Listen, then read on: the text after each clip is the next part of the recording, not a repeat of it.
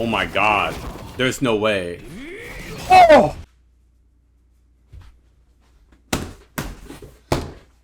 I know you heard about it. I know you heard about it. It's Thymesia. Well. Welcome to what I want to call the Thymesia Experience. I would like to call this the Thymesia Experience. Is that okay? Can we do that? Because this game, baby girl, can you say Thymesia Experience? It's an experience. Can you tell them? This is an experience, ladies and gentlemen. If you have not seen this game just yet, you need to check it out. But it's okay, because don't worry. I have all of the epic news and details to share with you today. Now, feel free to go ahead and check out my trailer reaction, which was pretty damn epic, if I say so myself. But ladies and gentlemen, today I want to get into what this game is, because nobody is talking about this game, which is kind of mind-blowing. I mean, like, I don't know. It's actually pretty darn good for a video game that lots of people like me enjoy. So if you enjoy Soulslike games and you enjoy all the different types of content that can come along with it, feel free to just go ahead and just enjoy what you see here. If you like what you see, if you enjoy what you see, I just got a few things. One, now, ladies and gentlemen, the Thymesia Experience is an immersion into a Souls-like game, right? I want to say some hack and slash.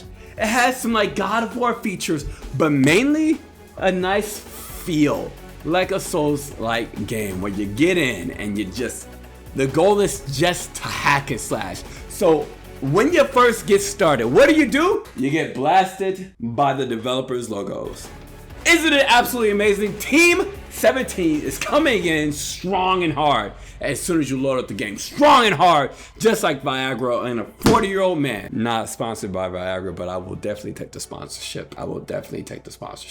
Afterwards, we then get to see what engine that this game was run on, which is the Unreal Engine, and it looks pretty damn good. And to move on, Corsair, which I was pretty positive is the people who make blow dryers for your hair, but I guess they make video games as well now, so hey, let's go right into it. And last but not least, we got the AMD Fidelity XXF Plus Screen Optimizer of the game, so that way you get 12K gameplay, recording screen, with all the GPUs that you could potentially have.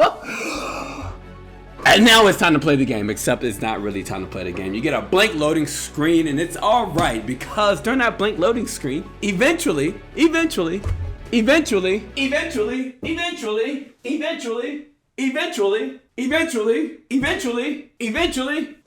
a creepy Halloween road appears out of the shadows of the dark. And at last, you finally see that famed, beautiful Thymesia logo.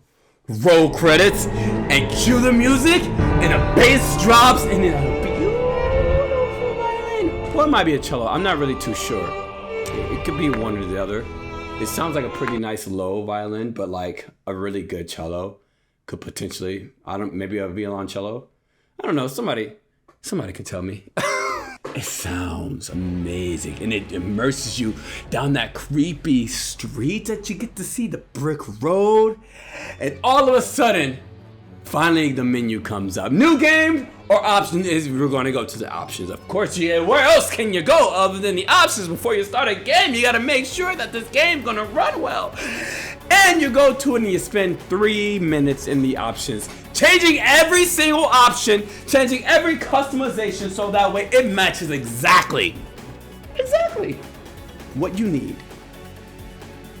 And then you just revert everything, because you don't want to accidentally mess something up. So after that, you come back later on in the game in about 5 minutes when you fight your first enemy, and the FPS is ass because you did not optimize the game at all. And you come right on back to the screen and you do what you need to do to optimize the balance of the game. Make sure you optimize the balance of the game whenever you first get into the game, ladies and gentlemen. Make sure you just do that for me, please. After we have finished optimizing our game, even though we're not going to immediately, we finally click that new game button, and we're ready to go in with our swords a banging, our shields a clashing, clack, clack, clack, clack, clack, and finally, the loading screen. And you hear a beautiful voice. A beautiful voice from yours truly, singing a nice heavenly tune from the movie Pitch Perfect. Now, Pitch Perfect was a great musical movie. It was, and it's nice little passing by while it takes 2 minutes for this screen to load. Load.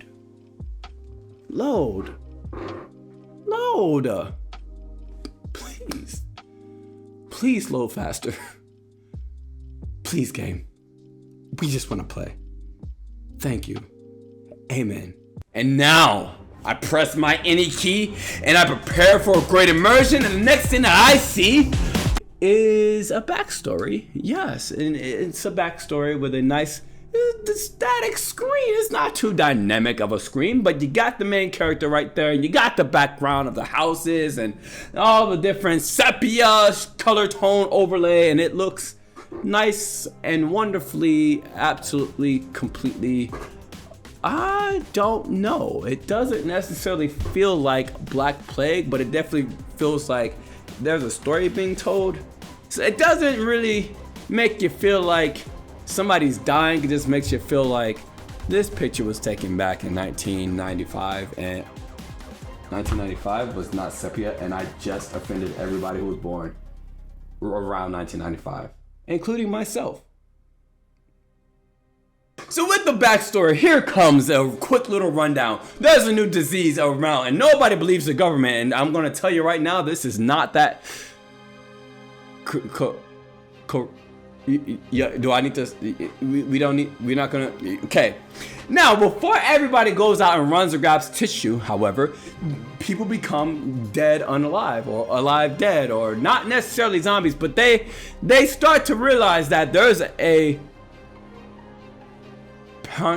panoramic going on. Yeah, we're gonna go panoramic. We're gonna go to panoramic, and with that panoramic that's going on, they finally start, unaliving and dying, and everybody starts to believe it, and all of a sudden there's a tree kingdom that rises into power. They're above everything, and they make a cure. Not magic. No, not magic. Some witchcrafty alchemy, and it apparently brings light to the tree kingdom. And no, this is not Avatar. And no, we're not talking about a regular Simpsons treehouse.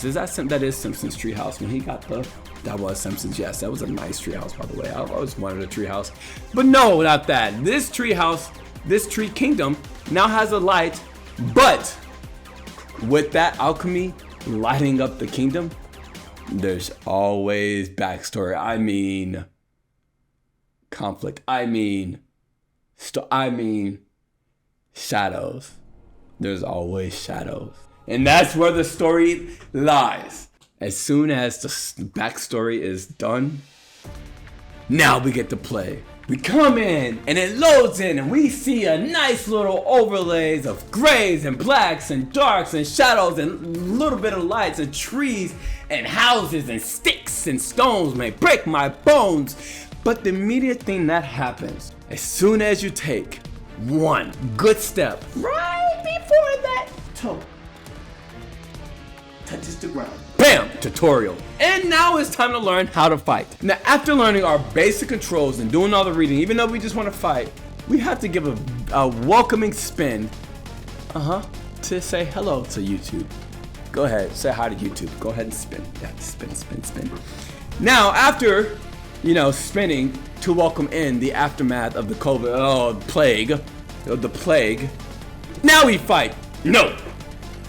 Now there's a menu to break all different types of things down to us so we understand even more things that we don't understand. But don't worry, because here on Charming Unlimited, we do all the different guides for Soulslike games, and I help you understand them. So make sure you come back. Yeah, make sure you go ahead and click that subscribe button. Come on back home.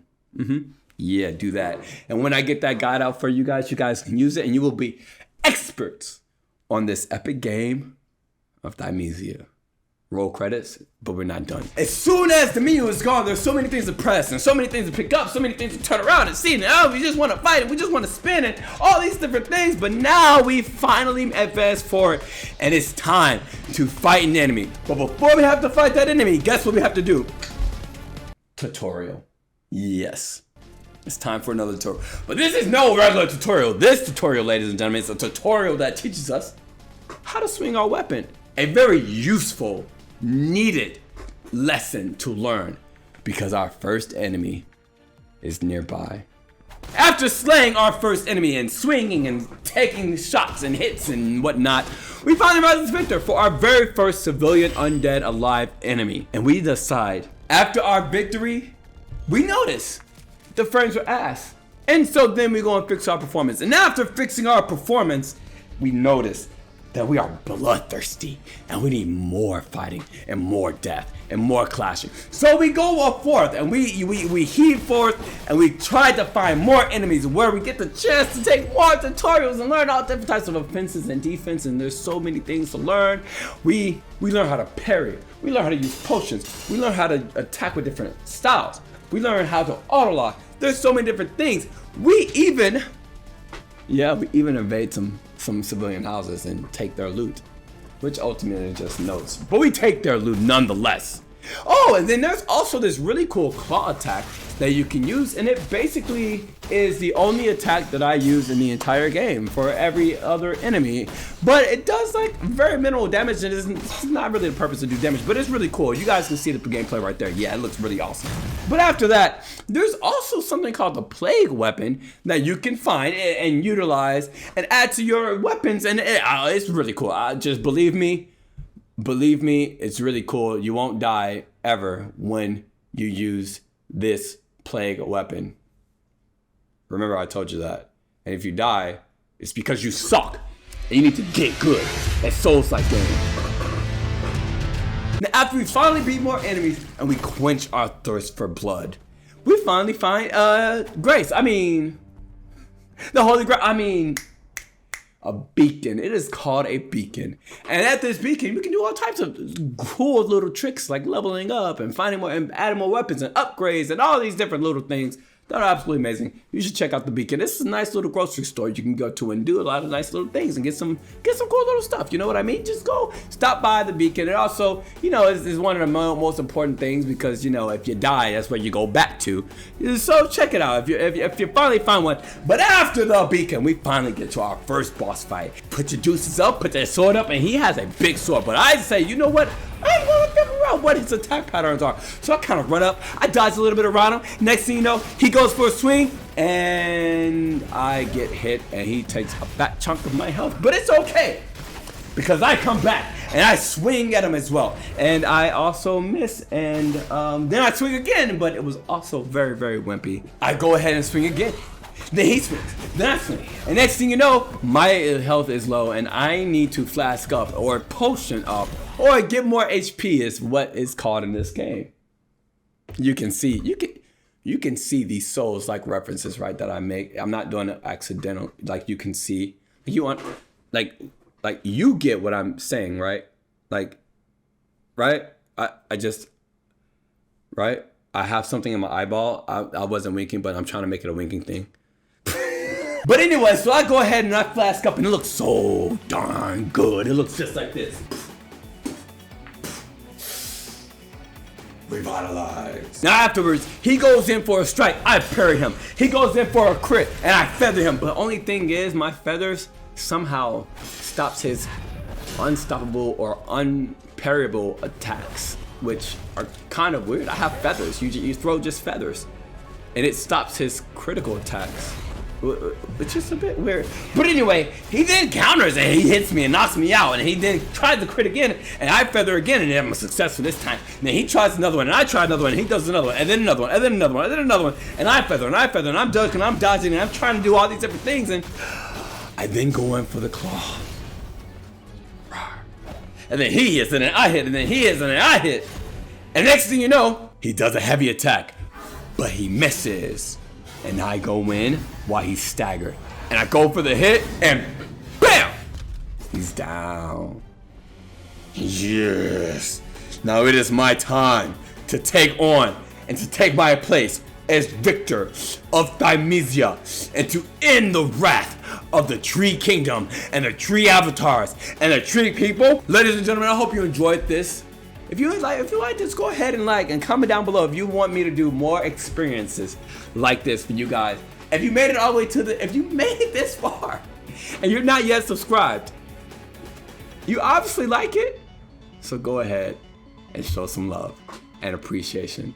I appreciate you guys so much. Make sure you stick around though, really, truly stick around, because there's gonna be all types of content on Thymesia, just like I do on all the different Soulslike games here. And I enjoy making these videos for you guys. Thank you guys so much for all the recent support and love on all the videos and live streams and whatnot on all my other channels. Thank you guys. Most importantly, above all else, I hope that you guys have a beautiful goddamn day. And I'll see you guys in the next one. Buy some merch, like, comment, subscribe. Deuces.